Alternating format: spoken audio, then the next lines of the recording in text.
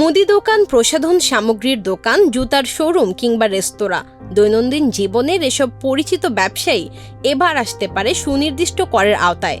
জাতীয় সংসদে অর্থমন্ত্রী আমির খসরু মাহমুদ চৌধুরী জানিয়েছেন, 2026-27 অর্থ বছরে বিভিন্ন খুচরা ও মাঝারি ব্যবসা খাতকে কর ব্যবস্থার আওতায় আনার পরিকল্পনা রয়েছে সরকারের।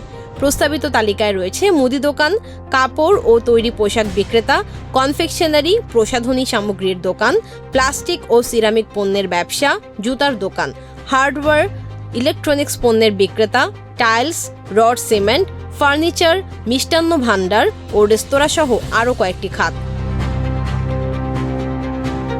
সংরক্ষিত নারী আসনের সংসদ সদস্য সেলিনা সুলতানার প্রশ্নের জবাবে এ তথ্য জানান অর্থমন্ত্রী।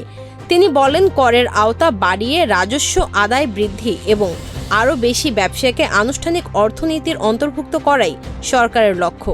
অর্থমন্ত্রীর দেয়া তথ্য অনুযায়ী 2024-25 অর্থ বছরে ভ্যাট থেকে সরকারের রাজস্ব আয় হয়েছে 1,41,586 কোটি টাকা। নতুন অর্থ বছরে করের আওতা বাড়ানোর এই পরিকল্পনা ব্যবসা, বাজার ও সাধারণ মানুষের জীবনে কী পরিবর্তন আনে, সেটাই এখন দেখার বিষয়।